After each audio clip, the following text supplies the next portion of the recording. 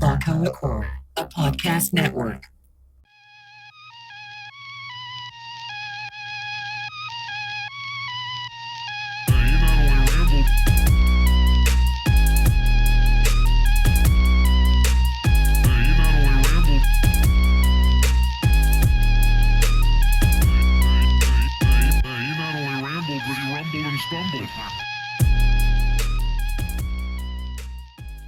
Show dates, just to kick it off. Show dates. May 11th, I'll be doing a comedy competition, stand-up showdown at the Silver Spoon Dinner Theater thing, I think it's called. That's in New Braunfels.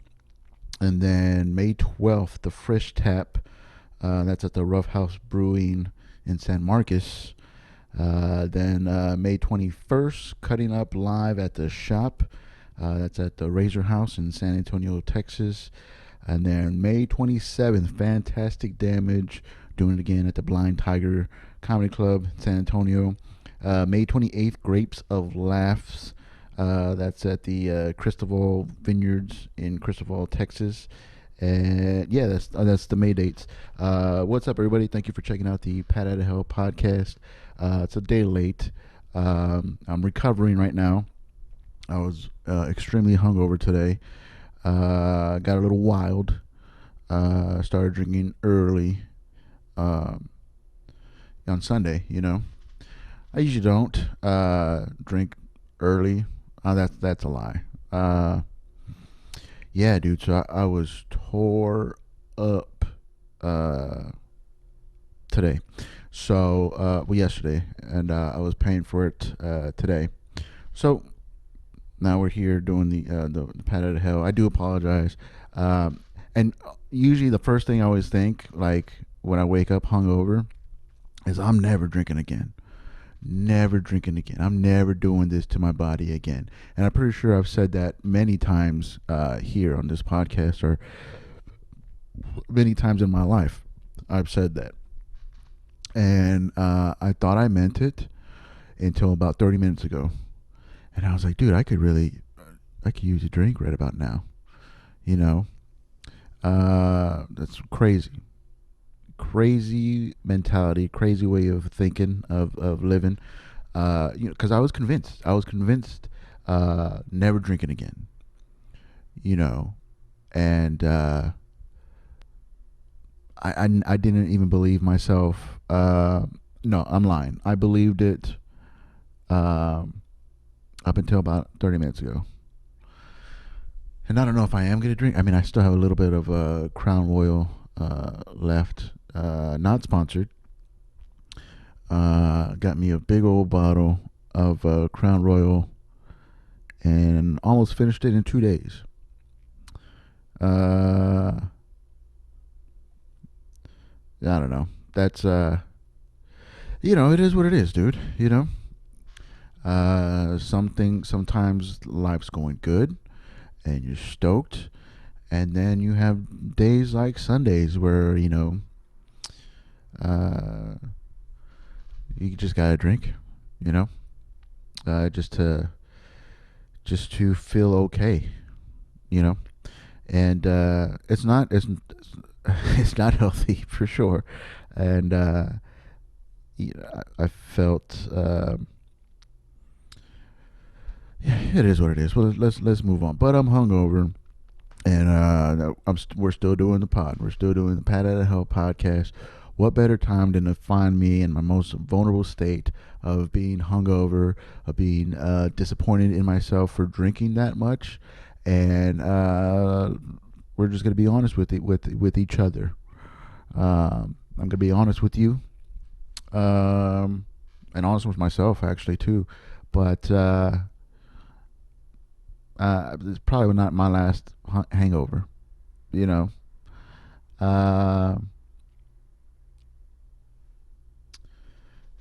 dude. I don't know. I wasn't gonna spend any time on this. Just apologize for being hungover and being a day late with the episodes, but it is what it is. We're here, and thank you for supporting the podcast. Thank you for listening. I don't know if people can watch this on Spotify now, which is very weird. I brought back the videos because I knew my YouTube numbers were kind of like missing out. And then next thing I know, you could put videos on Spotify. So yeah, thank you for watching on YouTube or listening on Spotify. Uh, that's cool. BabaCoolCore.com for all the dates. They'll keep those updated. Or Twitter, Instagram at your homie Pet for all the good stuff. And interesting weekend, man. I mean, I drove out to Goofy's. Goofy's in Kenya Lake. Great place. Love the staff. The staff is awesome. They are a pro-Trump establishment, which, but they're nice people. The owners are nice, Mike and Teresa, and they take care of you. You know, you get 2 free drinks and a free meal if you're a performer there. And so same thing with that show. You know, drove out about an hour, and for some reason there was only 2 people in the audience. You know, there was the Averett brothers. I believe the Averett brothers were playing right down the street at the Whitewater Amphitheater, whatever it's called, right down the street. And that place was packed. It was packed out. You know, to the point where, like, when I was driving up out to Goofy's, like, traffic just came out of nowhere, and it was like a standstill. And I was like, oh shit, there was an accident out here. Something bad must have happened. And it turns out it was just people driving for the concert grounds. You know, but I was getting like, it felt kind of sketchy because, like, people were like just parking like in the grass on the side of the road, and just leaving the cars there, and was like, just started walking. I was like, what the fuck? Am I gonna get through this traffic? Eventually I got out and made it to Goofy's, and yeah, there was 2 people, two people that weren't comics or that weren't staff, and but again, they drove out. They came out to the show. They made it a night to come out. They made plans to come out and be there. So we gave them the show, man. It was a 4-person show, and even one of the guys didn't get there till like almost like 9:30. The show started at 8. About 9:30 is when the show's supposed to wrap up, you know. So we're all just like, okay, I was originally supposed to do 15 minutes, but they're like, well, we're going to stretch it so you could do 20, 25. And I was like, sure, you know, whatever. And for 2 people. So they had fun. I mean, we were goofing along with them, you know. And it was so funny too, because like one of the owners, Mike, you know, he felt bad. He's like, I don't know what happened. I don't know why nobody shows up. People usually show up, and it's true. Like I've been to Goofy's a few times, you know, and it's never been just 2 people. But and he was like, yeah, we're gonna have Chingo Bling in a couple of weeks. Make sure y'all mention that. And I was like, everybody, like not just the host. You want everybody to mention it? And he's like, yeah, just, you know, mention it to the 2 people. And so it was like a running bit that, like, just randomly, it's like, oh, by the way, Chingo Bling's going to be here at Goofy's in a couple weeks. A little bit more people might show up to that one. They're expecting. And, but it was fun, man. And like I was talking to one of the other comics, on maybe 6 months ago, I could not do that. I couldn't perform in front of just 2 people. I would freeze up. There was one time at a mic at Oak Hills, R.I.P. No longer has a mic there, where I bailed. I froze because there's nobody in the room. Nobody was listening. Everybody was like just at the bar. And it was just the comics in the little area, and I was like, I can't do this. I can't perform to nobody. And instead of doing my 3 minutes, I said, get the host back up here. I'm I'm done. I'm not doing this. And so yeah, man, performing to small crowds and like a small crowd of like two people, it's uh it's humbling for sure. Uh, and but we got through. I did my 20 minutes, I think. We had fun. It was like a conversation. Worked on some bits. Uh, talked to him a little bit, and yeah, it was fun. We still made it happen. You know, the fact that I could. I mean, I felt a sense of pride. I mean, don't get me wrong. I would have loved if it was a full house, and I would have loved if it was like an actual complete show, full audience, full crowd participation, full feedback, great set, all that. But the fact that we just had a show for two people um, was kind of cool. I mean, that's how this comedy thing goes, man. I mean, this it's not all packed houses. It's not all you know. You're gonna drive an hour, you know, just hoping people are there. And if they are, cool. And if just two people are there, two people are there. They were so happy, at the end, like, we all did our time, and at the end, I mean, we all just we all just circled up, just the comics, and then the couple, and they felt so bad. They're like, man, we were gonna walk out, or we were just gonna like, let's just all sit down at a big table and hang out for a bit. And I was like, yeah, but y'all came out. Y'all came out to the show. Y'all didn't know nobody else was gonna show up. Y'all didn't know it was just gonna be y'all two. You know, and they've seen me before. They've seen uh, the comics that were on the show. And I guess that's why they came out. Because they recognized us to the point where like, because I do fat jokes and I talk about being diabetic and all that stuff and dealing with that. And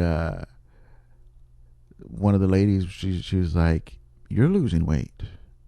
Like I've seen you about a couple months ago, and you're losing weight. Keep on doing what you're doing." I was like, "Well, I'm injecting myself with diabetic hormones or whatever, anti-diabetic hormones, and that's making me lose weight." But yeah, so that was I don't know, nice, I guess. She's like, "Stop being so mean. Stop being so hard on yourself." I was like, "That's part of like that's part of my humor. That's what I do. Self-deprecating. I'm good at that. You know, all comics do that. We don't think too much of ourselves, but we think enough to get up in front of strangers and say these things about ourselves, um, to get laughs. I don't know. So it was cool. Goofy's is a great place, man. I got drinks. I got was able to bring home dinner for the wife and I that Goofy's prepared and gave for free, just because I drove out there and performed there for two people, two of their customers. They're returning customers. They're always there. And got paid a little bit of money. They still took care of us, regardless of people showed up, which is awesome, rather than just canceling the show. I'm glad they didn't cancel. I would have been so bummed if they canceled, But they didn't. What else? Oh, so that was Saturday night. Saturday, I finally got to get on my drum sets. I bought this drum set, this Gretsch Energy drum set. It's like a little bit of a beginner drum set, but like mid to professional, whatever. I don't know. Anyway, I just got it. But I got it like 4 months ago. Got this drum set 4 months ago, and I had never played it. Maybe 5 months. Anyway, it was my first time playing this drum set since I got it. and it felt so good. Like I usually go to Woodshed studios, rehearsal studios. They they give drummers a deal. Like if you rent a room, you could get the drum set, so you don't have to bring your own and stuff. But I just like I'm very OCD when it comes to the setup of my drums. I need them to be like a certain way. Um, you know, I need them to sound a certain way, feel a certain way, have a certain drum head on them. It helps me get comfortable and play how I like to play. You know. Anyway, it's pretty silly to be that particular about a drum set, but I am. So it was nice to bring my stuff. I had to go to the storage because I have my drums in storage because I live in apartments. I had to go get them out of storage, uh, and then be at the studio by 10 o'clock in the morning, and load in, set up. I got everything the way I liked it. I got the drum head sounding the way I liked it, feeling the way I liked it. The response was great. Uh, so it was nice to, because I've used their drum set, but it doesn't feel right. It doesn't feel the same. It doesn't feel the way I want my drums to feel, you know. And I mean, if you're a good drummer, yeah, you could sit down at any set and just fucking play, sure. But maybe I'm not that good of a drummer. I'm very particular about the setup, you know. So anyway, I got to take my drums out of storage. I got to set them up. I got to play for a couple hours, and it felt great, dude. It felt really great to play on my drum set, you know. And yeah, man, it was a great exercise. It was a great, just feeling the fucking jam again, dude. It was nice, you know. It felt good. I felt like I went through like a therapy session or something. Work some shit out, get some energy, burn some energy. You know, sweat, groove, jam. It was cool, dude. It was cool. I'm gonna try to make a habit out of that. I hate moving my drums. I hate like loading, unloading, setting up, breaking down. I hate that part. So I have to get over that. You know, and so got to do that, finished that up, broke down, and had to take my drums back to storage. So by the time I get back to the storage, it's later in the day. People are there, and there's U-Haul trucks, and then there's cars filled with whatever. People are moving stuff in. And the storage place that you need a keypad for everything. You need a keypad to get in the gate, right? You need a keypad. You need a keypad this code to get in the door. You need a keypad the code to get in the elevator. Like you need a keypad for everything. For everything. So first I was a little upset because they blocked everything. Like the way they parked was just so they act like they were the only people in the world, you know. So I said, fuck it. I double parked, kind of blocked them in. I was like, y'all look like you're gonna be here a while, so I'm just gonna park right behind you. And then they have like these carts, right? Well, they took all the carts. Uh, so I had to walk to the other building to pick up another cart because I needed one cart to move my drums. And what sucks is that they took the carts, but they didn't utilize the space that's on the carts. They put like one box on a cart and then like a couple bags of clothes or something on the other cart to just move that.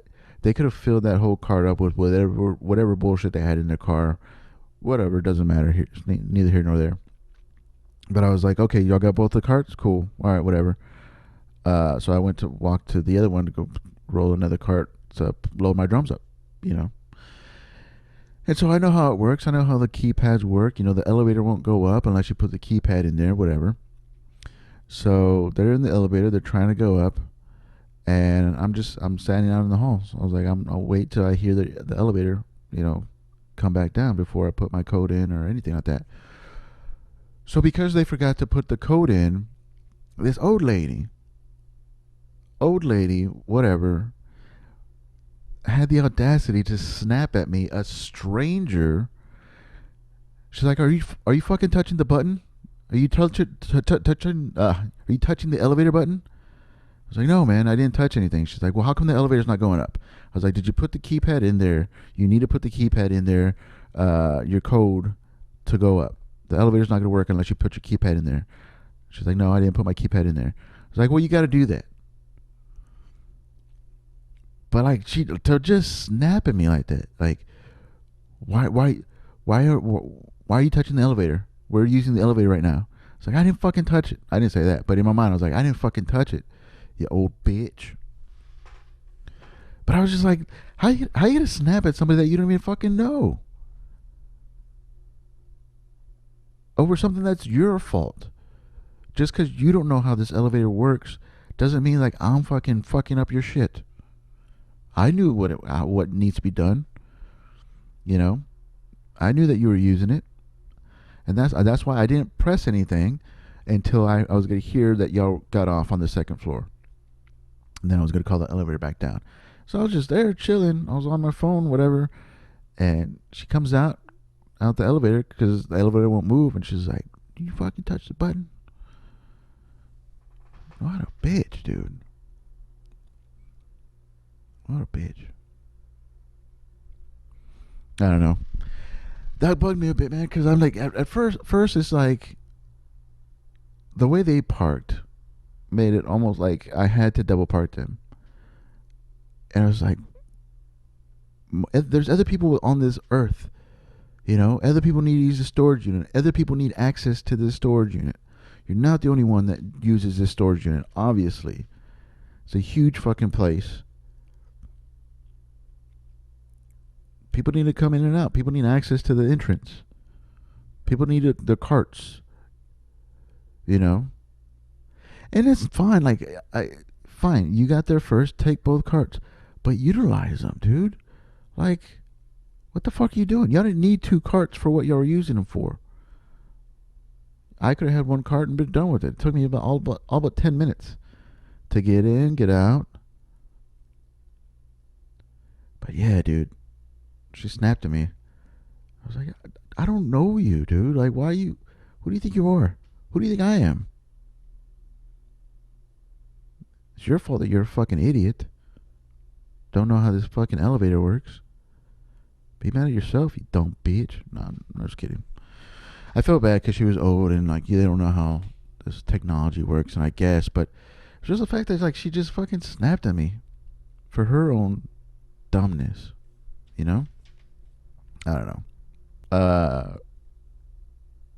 So it's funny. This is an old story from when Larry Garza did his comeback show or whatever at Upstage a couple months ago. The end of last year, probably, I think. Anyway, I was there. Went to the show. It was good. Good to see Larry back on stage doing his thing, whatever. And afterwards, I wanted to take a picture with him. Just say, good job, man. Good to see you. Let's get a picture, snap, whatever. And I think it was one of Larry's uncles or something. He just goes, Cleto? And obviously he meant Cleto Rodriguez. And that, to be honest, that wasn't the first time that somebody thought I was Cleto. And well, I don't know why I remembered it yesterday, and so just as a goof, as a funny goof on Facebook, because I was going in back and forth between like being sad, being mad, being silly, being whatever, goofy. I just posted on Facebook. I was like, I don't know who needs to hear this, but I am not Cleto Rodriguez. And it got a pretty good reaction from like a lot of my friends because I guess they see it, the similarities.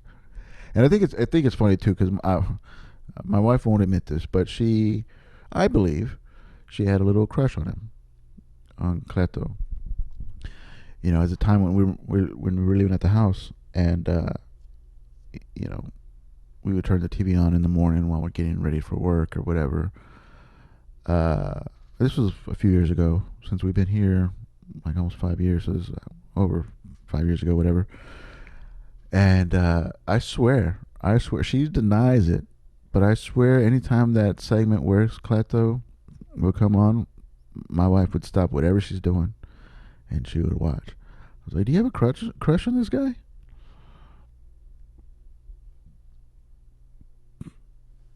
And I never really thought much of it. Like, I didn't think anything of it until somebody thought that I was Cleto. It's so funny. Is that Cleto? And Larry's like, "No, that's my friend Patrick." I was like, "Yeah, dude, I gotta tell you, it's not the first time that somebody's called me Klepto." And so yeah, post on, and even Klepto's like, "Yeah, man. I mean, we just got to do a show since nobody's seen us in the same room at the same time. We just got to do a show now." I was like, "Yeah, we got to do that." I don't know. I thought that was funny. I don't know. Damn. I'm running out of time. All right. I guess that's it for this week's Pat out of Hell. Thank you very much for listening. Sorry I'm hungover. I'm trying my best to. Well, I'm bouncing back now. I actually feel pretty good now. But thank you for listening or watching or however you supporting um, the Pat out of Hell podcast. BibleCodeCore.com for any information, show dates, all that stuff. Or Twitter, Instagram at your homie Pat. All right. Hope you're doing well. Thank you for listening. I'll check back with you next week. Latest.